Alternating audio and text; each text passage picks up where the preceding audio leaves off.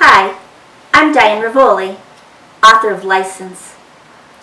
License is a story about people living their lives, following their dreams, falling in love, making mistakes.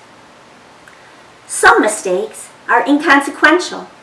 Some mistakes teach us a lesson. And some mistakes send us seeking atonement and begging for forgiveness. I'd like to read an excerpt from License to you now. This is chapter 58, Revoked License. 10 hours a day, 6 days a week. Kayla worked at the deli, slicing lunch meats and measuring out salads. But she didn't mind the long hours.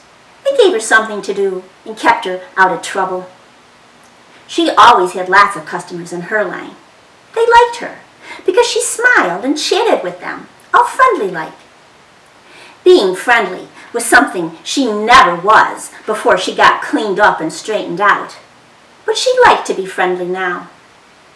The boss might give her the old evil eye, nod his head in the direction of the line that was getting longer and longer with people waiting to order their ham or bologna or potato salad. "Quit your jabbering and get back to work, Vester," those eyes would warn. Or else. Or else what? Kayla wasn't too worried. She was the best worker he had. She was always on time, and never once in the 6 years she'd worked there had she ever even missed one day. Another reason she had lots of customers in her line was because sometimes, after the order had been weighed and she had slapped on the price sticker, if she was sure the boss wasn't looking, she'd wink and throw on an extra little slice of turkey breast or another little spoon of pasta salad. And that was because she was trying to be nice now, like she had never been before either. Even before she got hooked, Kayla had never been nice. Getting hooked changed you. Getting cleaned up changed you too. But getting older changed you most. Made you see things different. Made you know all what you'd done wrong before and made you want to do better now. And Kayla had done lots wrong. She tried not to think about it too much. It ate her insides out, made her want to scream, made her want to sit with her head in her hands and cry forever. How could that person have been her? How could she have done the things she done? So now she tried to be friendly and nice and kind to everyone, to make up for them bad things. And she tried especially hard to be nice to children. They'd come into the deli with their little hands tucked into the hand of their mom or dad, most of them looking bored and dying to get out of there. And Kayla would smile and offer them a sucker from the basket by the register. Their eyes would light up and they'd reach into that basket, searching for their favorite, which most times would be one of them red cherry ones, the ones Kayla hated, that tasted like sickeningly sweet cough medicine and made her want to gag. They nearly never picked her favorite, the sunny yellow lemon ones. Kayla used to have a kid once, a little boy, but she lost him more than 20 years ago. And when she made the kids at the deli smile, it made her glad and sad at the same time because it made her think of him. Then, one day, when she was off on a vacation visiting her cousin out of state, she seen him on a TV morning show. Her son.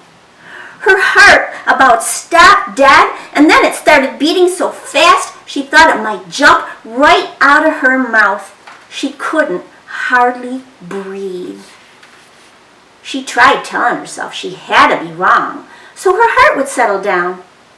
But that didn't work because she knew she was right. There was no one else it could be but him.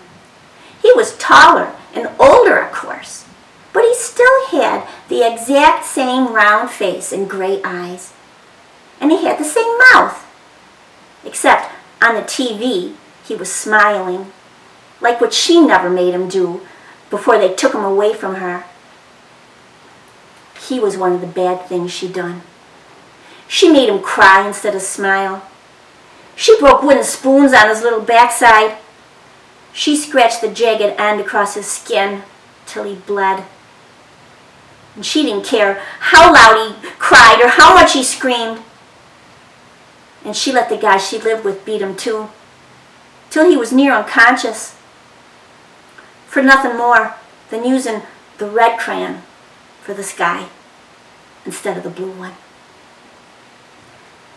And she got to thinking, she should contact her son somehow, apologize for the terrible things she'd done to him, and let him know how awful sorry she was.